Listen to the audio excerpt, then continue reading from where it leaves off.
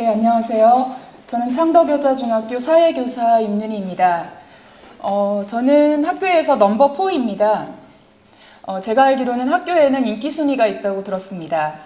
1순위는 젊은 남자 선생님, 2순위는 나이 많은 남자 선생님, 3순위는 방금 나오신 예쁘고 세련되고 그리고 아이들과 페이스북으로 소통하기를 너무 능숙하게 잘하시는 젊은 여자 선생님, 그리고 4순위 나이 많은 여자 선생님입니다.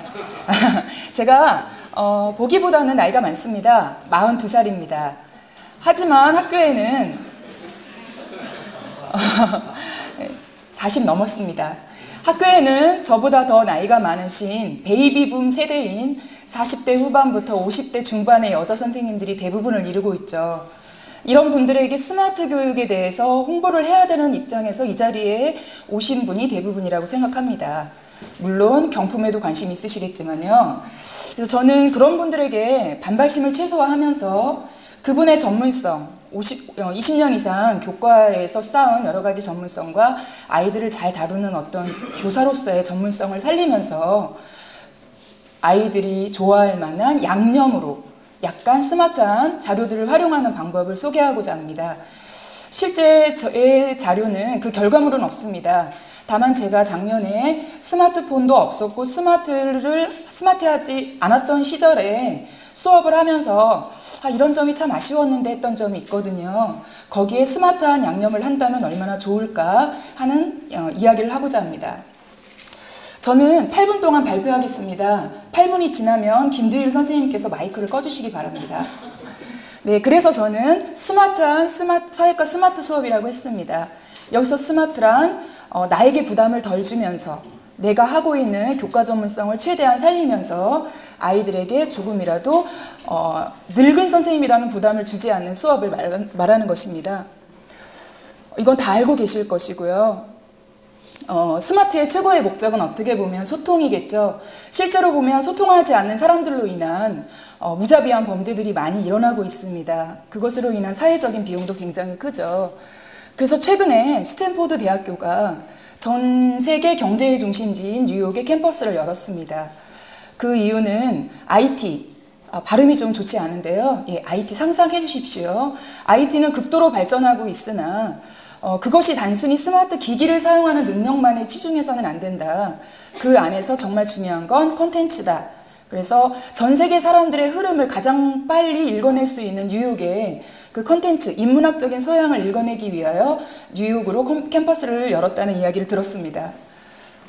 결국 저는 현재 피처폰의 세계를 무너뜨리고 전 세계의 스마트폰의 1위를 자랑하고 있는 애플과 그리고 그래도 굳건히 애플을 따라가고 있는 삼성의 결정적인 차이점일 수도 있지만 성공 요인은 바로 인문학적인 소양이라고 생각합니다.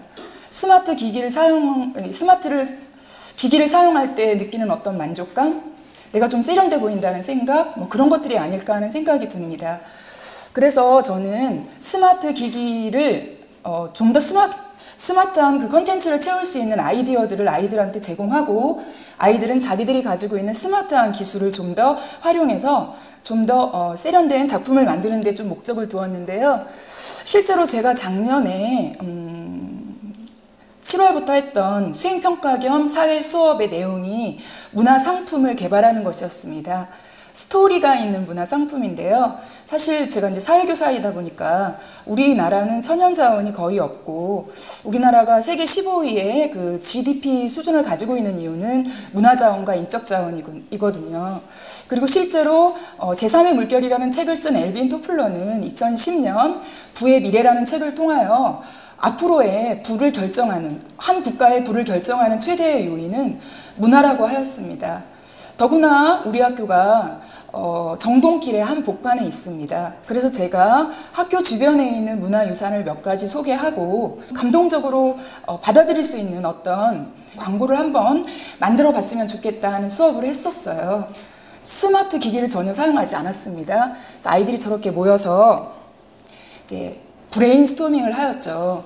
많이들 아시겠지만 최대한 많은 아이디어를 내놓는 것이 장점이고요. 양이 질을 결정한다는 차원에서 하는 건데요. 브레인스토밍을 통하여 아이들이 생각보다 우리나라의 장점이 많다는 사실을 알게 되었습니다. 저는 거기서 딱 2개만 또 추려보라고 했습니다. 너가 생각하는 우리나라의 장점을. 그리고 나서 우리나라에 올 수밖에 없도록 문화 상품을 만들던지 아니면 홍보하는 광고물을 만들어 보라고 했습니다. 그 중에서 저의 의도를 잘 파악한 가장 마음에 드는 1등을 했던 광고물입니다. 내가 찾는 때는 항상 가까이에 있다. 바로 사람들은 간절히 원하는 어떤 숙제를 해결하고 나서 인생의 전환점에서 무언가 간절한 휴식과 해답을 찾고자 합니다. 그럴 때 어떤 관광지를 찾을까요? 나의 간절한 고민에 대한 해답을 줄 수 있는 어떤 곳을 찾겠죠. 그곳이 바로 우리나라라는 광고입니다. 그래서 우리나라의 사우나 문화를 홍보하면서 휴식을 할 수 있는 힐링의 장소가 한국이라는 광고물이었습니다. 2번째로 잘했던 팀이었습니다. 김치 제너레이션인데요. 소녀시대 멤버 9명을 배추로 등갑시킨 광고물입니다. 하지만 한국의 슬로우 푸드인 김치도 먹으면서 자신의 마음을 치유하고 K-팝의 핵심인 소녀시대의 콘서트도 볼 수 있는 웰컴 투 코리아. 그 광고물이 저의 마음을 참 울렸습니다. 그리고 또 이런 모듬도 있었습니다. 대부분의 모듬은 저런 동영상을 만들어내지 못했습니다. 이유는 만날 시간이 만만치가 않아서요. 학원 가야 되고요.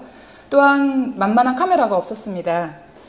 제가 스마트한 여러 가지 기기를 알았더라면 야, 이런 앱을 활용해. 그럼 굳이 안 만나도 돼. 라고 했을 텐데요. 그래서 기말고사가 끝나면 이제 이런 앱을 간단히 소개하며 나름 내가 스마트하다는 걸 자랑하면서 수행평가를 하고자 합니다. 몇 가지 앱을 소개하자면요. 구글 맵스 같은 거죠. 다 알고 계시죠? 사실 아이들이 선생님 이거 광고할 때 지도 그려요? 알아서 해.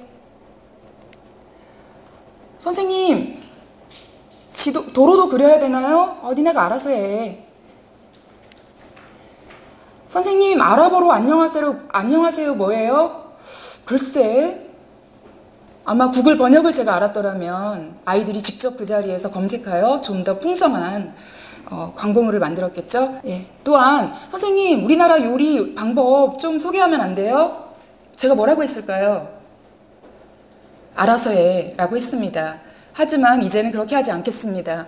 선생님 에어컨을 쓰면 전기에 몇 배쯤 되나요? 글쎄 알아서 해 라고 하지 않겠죠.